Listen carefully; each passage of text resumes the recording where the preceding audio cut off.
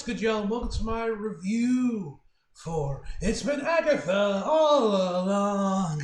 I was honestly expecting the show to do something with that joke from WandaVision, but it doesn't. It's literally just the title of the show. There is no It's Been Agatha All Along joke. No nothing, no reference to it. Nothing. It's just the title of the show. It wasn't meant to be something clever that'll be like referencing the show or something, man. None of that shit. It's just the title of the show, Agatha All Along. But anyway, guys, the first two episodes, I just finished up watching the last two episodes. It's currently like almost 1 in the morning at the time of recording. It's kind of crazy, going back and like watching, the Disney Plus shows while I'm on the East Coast. Because, on the West Coast, man, these shows usually air to like 5 or 6 o'clock. I'd finish watching them and I'd be ready for Dynamite or like whatever, if there was another wrestling show airing on the day it airs something, and I'd be ready to go, man. Now, since I'm moving back to this, because these episodes are airing at like 9 p.m. and it usually gets pretty, and I usually have to watch them after Dynamite or whatever wrestling show's on, depending on when they air during the week. So, yeah, it's kind of been a bit of an adjustment. So, yeah, I'm now recording this at 1 in the morning when I usually would record these at like 6 p.m. or something. At like 6 or 7 p.m., maybe even 8 p.m. or 10, depending if I had a wrestling show in between. But yeah, man, anyway, the show itself was fantastic. Now, to get the obvious out of the way for anyone wondering, is this better than WandaVision? Did I like this and enjoy this more than WandaVision? No. Well, this was definitely an incredible show. It's alright. I definitely I definitely do prefer WandaVision over this show, but it was still an amazing show, regardless, man. And yeah, man, I'm very curious to see how the spoiler-free discussion this is gonna go compared to the spoiler discussion, because there's a lot of this show that I want to talk about, but a lot of that deals with spoilers and such. So the spoiler section might be pretty short this video. We'll have to wait and see on how that goes along. Let's just jump right in, guys. So the show stars Catherine Hay, John Locke, Aubrey Plaza, Patti Lupone, if I'm pronouncing that right, Sashiri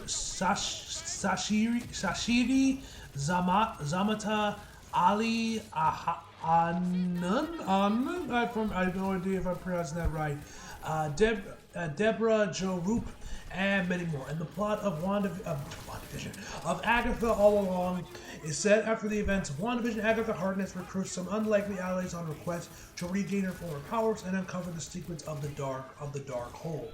Now, first of all, man, I gotta give a shout out to the cast, man. Catherine, man, who you guys know plays Agatha. You guys know I was singing her praise for my first impressions of the show, man.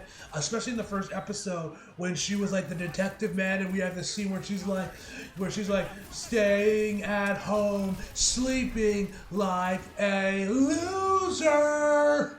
That whole scene, man. But honestly, she is fantastic in the show, man. especially in the final episode, as well as episode 8, I want to say. She really shines in those episodes, man. She really shines in those episodes, man. Joe Locke, who plays Teen. I got a lot to say about that kid, man, and it was very interesting what's going on with him, but obviously that all deals with the spoiler discussion once we get to what's going on with him. He was great as well, man. He had some great moments in the show as well. He was great. I was really interested in his character when we find out about him. Aubrey Plaza, you guys know I mentioned, was very hot in the first impression of the video, which definitely did continue onward as the show progressed. But she was cool too, and the rest of the witches that we see as part of Wanda's, not Wanda. I'm getting Agatha confused with Wanda, man. I got WandaVision on the brain, I guess. With Agatha's coven, she was great. All the other cast members were great, man. They were all really good. The music I thought was pretty good as well. Like the song "Down, Down, Down the Road, Down the Windy Road."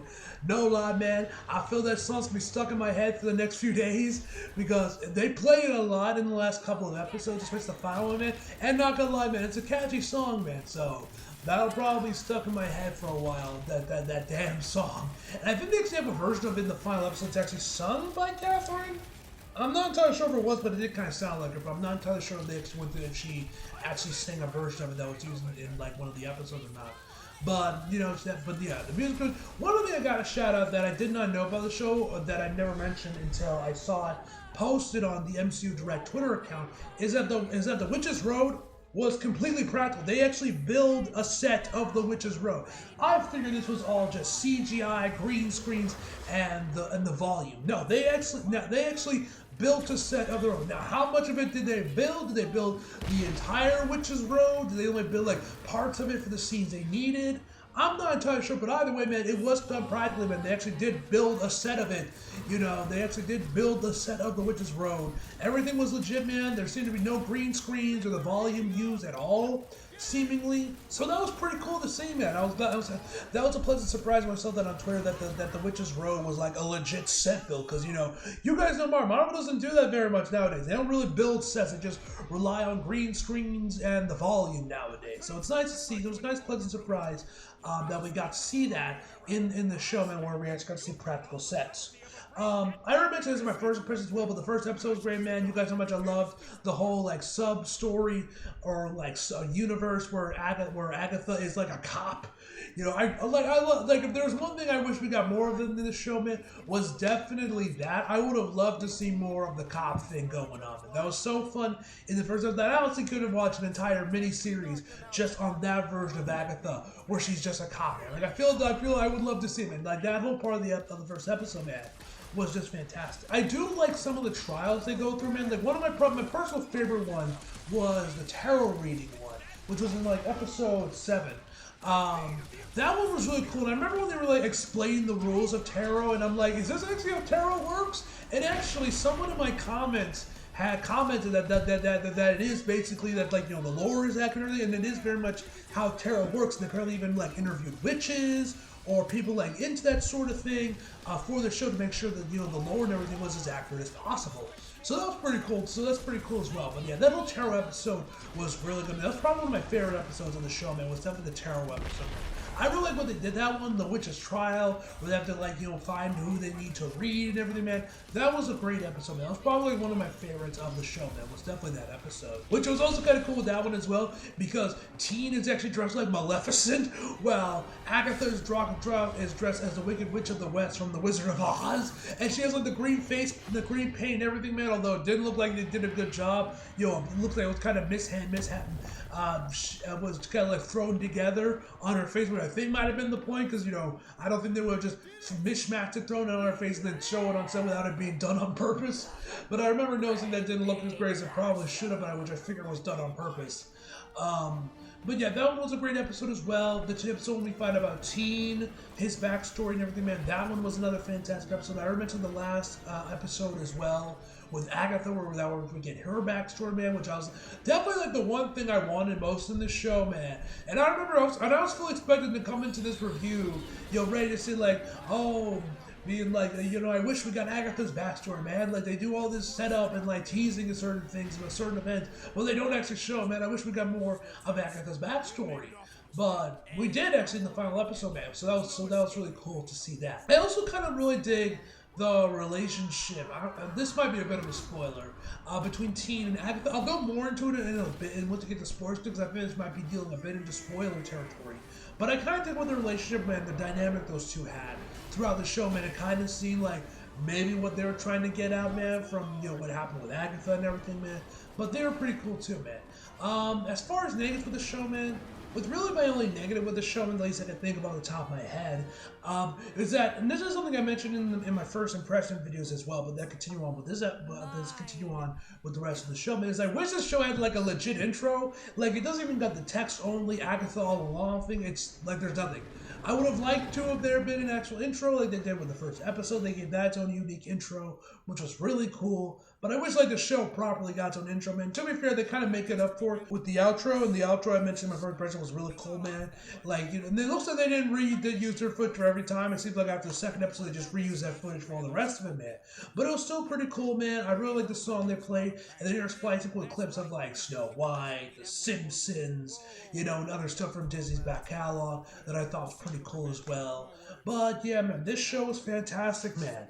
And yeah, overall, my final verdict for Agatha all along is going to be a 9.5 out of 10, guys. And now, ladies and gentlemen, we'll get into spoiler discussion. So if you guys have not seen Agatha all along and you do not want to get spoiled, leave now, man, because we're going to spoil this and we're going to spoil the hell out of it, man. But anyway, guys, let us jump right in. All right, let's talk about Billy Maximoff, man. So it's revealed that Tina's actually Billy Maximoff, one of Wanda's kids from WandaVision. Now, like I said, guys, I was also kind of surprised that Wanda didn't show up in the show, man. We also don't get any sort of post-credit scene in the final episode, man. Nothing showing up Wanda. Nothing setting up towards the Vision show that's also coming down the pipeline. Nothing setting up what Wanda's up to. You know, maybe that could lead into Secret Wars or something. We don't get any post-credit scene for this episode. The show just ends with Agatha and Billy on their way to go find Tommy.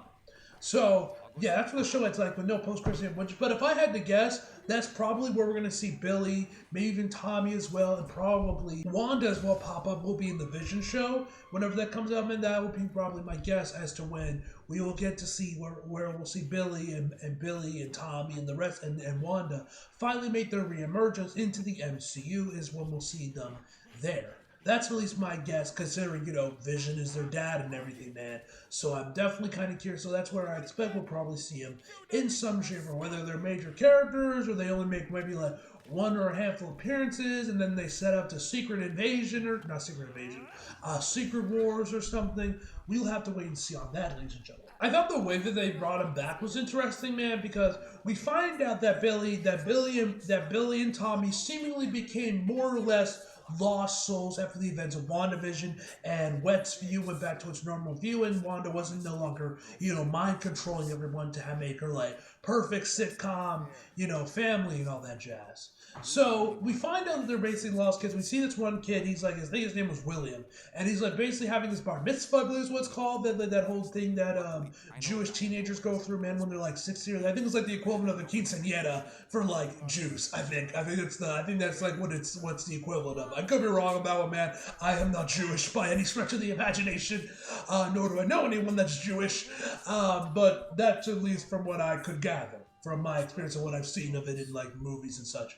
But anyway, the kid's having his bar mitzvah or whatever it's called, and then like he gets involved with the car crash with the parents. He more or less dies during this one, and that's when Billy goes in there and takes over his body to take over his body and giving a second chance at life now with a new body, which seemingly the same happened with Tommy in the second to last episode, where him and Wanda work together to try and sense him. There's a kid that ends up drowning from somebody else, and they use his, and with him after he drowns, they use his body for him to get for Tommy to get a new chance at life as well, and be, I guess you can say, reincarnated in a sense. But that whole episode I thought was really good, man.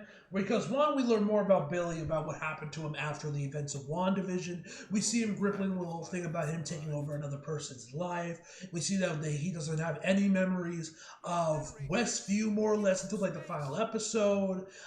He has nothing. He doesn't have any of William's memories, seemingly. And we kind of found more of him about grappling with that, as well as we see the events of the first episode through his lens, where if you guys remember in the first episode, when Agatha is interrogating him, it's inside, the interrogation room with the police agent, while on the actual show itself, what actually happened was that he was just on like the kitchen table being interrogated instead, rather than being in like, the police, rather than being inside, the interrogation room and the police, what I thought was interesting. That whole part of the episode where we find out like why Billy was there, why he went after Agatha, and like what actually happened during the interrogation sequence, but from his perspective, man, I thought that was pretty cool as well. We also find out the kid's gay, which was kind of surprising. I was like, oh shit, okay, he's gay, all right. Now, I am no expert on Wanda, Wanda and any of her kids. I don't know if Billy and Tommy are taken from the comics or all these are all, original characters made for the MCU or not. But yeah, that was kind of like caught me off guard a little bit. I was like, oh shit, I did not expect that. Which actually, if you actually paid attention to like when we see more of his room in the second to last, that's one, he actually has a bunch of movie posters up there. There's a Rocky Horror Picture Show in there. I saw one for Carrie as well, which was pretty cool, man. Man seems to have some decent taste in movies, although I most definitely prefer the remake of Carrie, the 2013 one with Chloe Grace Moretz. That one I much prefer over the 70s original, but that's just my personal opinion. But anyway, you can actually see like both an LGBT flag in there as well as a Trans Lives Matter flag in there as well, somewhere deep in the background, which I thought was interesting. But which also, but anyway, as I was saying with the whole gay thing, I don't know if they like I said, these characters were based on the comics or anything, and these characters are or if Tommy is, or not Tommy, Yeah, Billy, excuse me.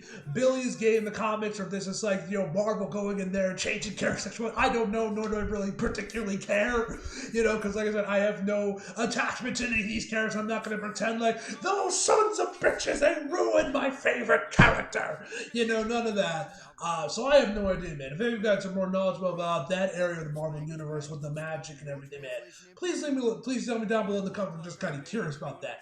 But I don't know if anyone else thought of this or if this was just a me thing. But I remember when I was watching the episode, we get introduced to his boyfriend, and and all that. They like share a kiss or whatnot, and they're all like on some date or whatnot, and they're hanging out. I was also wondering, like, so how exactly did this work? Was like Billy actually the one that was gay, and like this was his thing, or was maybe the William kid actually gay? Because like I said, he's like 16 by this point, man. He's like grown. Was he actually gay? And Billy taking over his body made him gay? Like, how does this work?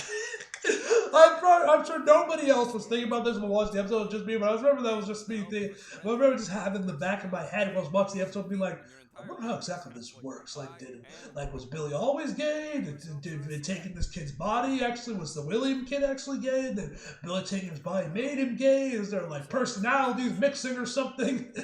Who knows? Because the kid was also, because Billy's also low-key a little bit edgy and emo. He's like, he literally has like, he like wears all black. He's got eyeliner under his eyes, man. Like some shit out of the 2000s. But yeah, man, anyway, he was cool. But another cool thing about that episode that was awesome was that actually Quicksilver makes a cameo appearance. We find out more about basically what he was before he got taken over by Wanda. And I know a lot of people were theorizing if he was ripped from like the multiverse, he was ripped from the Foxman universe, and plucked from that universe into the MCU. We find out that it's none of that. He's just some guy that Wanda just grabbed. He is not the Quicksilver from the Fox X-Men movies. None of that shit. He's just some guy just happens to be played by the same actor. Which I thought was kind of interesting. He's just some random dude, and like he's like hiding deep in the shadows. Kind of paranoid now about what happened to him after what happened in Westview. But it was pretty cool to see him again, man. It was really cool to see him. The other trials where we find about the witches and like what makes them tick. We also found that Audrey Plaza's character is actually Death. Which, if you guys remember in the comics, Death is who like Thanos is with, and that's the reason that Infinity Gauntlet happened in the comics, was because Thanos wanted to show his love to her by taking out half the population. Something else like the dude's a massive simp for Death. But here in the movies, she is actually her and Agatha are actually exes. They are ex-lovers in this universe, which I don't know if that's also taken from the comics. If Death had multiple relations, just their one with Thanos is the most well known. Did she have a little thing with Agatha, or is this exclusive to the movies? Either way, man, I'm not gonna hold you, man. Audrey looks really hot in the Death costume, man. Like even once you see her face, where it's mostly like a skull and you can see some human features popping in there, man. Not gonna lie, bro, she's still kind of bad, bro. I ain't even gonna hold y'all, but yeah, she's hot, and I really liked her. And once we see her in her full Lady Death outfit or Death outfit, I'm not exactly sure what she's called. She's really hot, man. I also really dug Agatha's costume when she gets her full hero costume, I guess you could call it. Both that one and when she turns into a ghost in the final episode, she has the white hair and everything. Both those costumes look great, man. Billy's I also really like too. A bit too Doctor Strange for my taste, man, because he has this red scarf, this red cape he wears over him, and it just reminds me so much of Doctor Strange because the rest of his outfit is blue. It just reminds me a lot of Doctor Strange, but I thought it was overall a really cool outfit as well. But speaking of Agatha and Billy's costume, man, I think this is a good time to segue into the next thing I want to talk about was their relationship, man. I mentioned this earlier in the review, how I really like what they did with their dynamic and everything, man. And to go more in depth with this, I kind of like what they did where it seems like they kind of almost have Agatha almost be like a surrogate mother to Billy at points, or a mother figure, because there's obviously scenes where Agatha doesn't give two flying fucks about the kid, but there are other scenes where it seems like she genuinely cares and tries or wants to be a mother figure to him, and to maybe try and replace what happened to her kid, which we find out in her backstory episode, the final episode, that he ended up dying due to seemingly Lady Death. He seemed to have some sort of sickness. We see him coughing in the last couple of minutes of screen time he has. And we see right before, while she was pregnant, which we never find out who the father is, by the way. And by this point, it is already confirmed that Lady Death or Death, I forget if she's called Lady Death, that's like a DC character I'm thinking of. I can't remember for the life of me. But anyway, that Death and her are already a thing. They were already a couple, and I think they were still currently dating by this point. Not entirely sure about that. But anyways, but she does call her my love. So, who the hell is the father in this situation, man? We do not learn this dude's name. Was this some magical fuckery between her and Lady Death that led to this child, that led to her getting pregnant, giving birth? Did she meet some dude and meet some dude and get pregnant, man? Like, how exactly did this work? But anyway, while she's pregnant, and this might have been like while she was in the middle of labor, maybe. I'm not entirely sure. Or like right before she entered labor, or she was just pregnant. I'm not entirely sure. Anyway, while she's like pregnant, man, it seems like we see Lady Death pop up, ready to claim her, because it's her time to die. And she starts begging her life, no, I need more time, I want more time, I will never forgive you, my love, if you do this, and eventually Death does concede and give her more time. We don't know how much time she gets, and then I guess maybe in her place she took her kid, because we see in a previous episode as well, she mentions about her getting special treatment, and she's like, you call what you did to me special treatment, seemingly referring to killing her son or claiming him, I guess for her in her place. In Death, I guess, I'm not entirely sure, but it seems like that was indeed the case. So because of that, her losing her son, which she's obviously very distraught about, and this is like really where Catherine's performance really shines is during these scenes. And like there's so many parts of this where it seems like she wants to be a mother figure to Billy, and like she wants to do it or tries to, but maybe because of what happened to her son, she doesn't want to get too close. And everything over her being like a covenless witch and everything, man, she doesn't want to get too close to the kid. I don't know. I really love their dynamic where it seems like she wants to be a mother figure to him, seemingly, or tries to be at points, but just doesn't really want to commit completely, or can't commit considering what happened to her son. Which I just thought that was interesting how that whole dynamic was between the two of them. I also thought all the other trials were cool. Like there's one with the Ouija board and like the exorcism, where like in their clothing matches these scenarios. Like there's one that's in like the 70s or whatever, one that looks like in the 80s or the 90s. And I thought it was just kind of cool, like the different ones. Like we have one with the Ouija board. There was one where they gotta like do with like where they're like have to drink wine. There's some other. All of them were really cool. I like what they did with the various witch trials, man. I thought they were very. I thought they were like very varied, and like they were all interesting in their own way, and I always enjoyed the witch trial episodes. They also changed the aspect ratio for those as well, where they go to like where it takes up the entire screen rather than being the usual 16:9 aspect ratio. And I think it's about everything I got that I want to talk about with how do I keep saying WandaVision? With Agatha all along for you guys, man. Like I said, I think we're probably gonna see these characters return along with Wanda as well in the Vision series. That at least makes the most sense to me for them to come back. Unless before Secret Wars, which I think Wanda will have a big showcase of Wanda in how do I keep saying WandaVision in Secret Wars, considering it deals with the multiverse and everything, man. That's what's like where we're gonna finally start seeing the X-Men show up, hopefully, man. And I feel like Wanda's gonna have a big showcase in that movie, man. Or maybe even see her going at it with Doctor Doom, which I think would be sick. But yeah, man, that's all I got for you guys today. Hope you guys enjoyed the video. You like if you did, subscribe if you're new. Follow me social if you feel like it. Link subscribe below. And as always, come out for more. See you guys next time.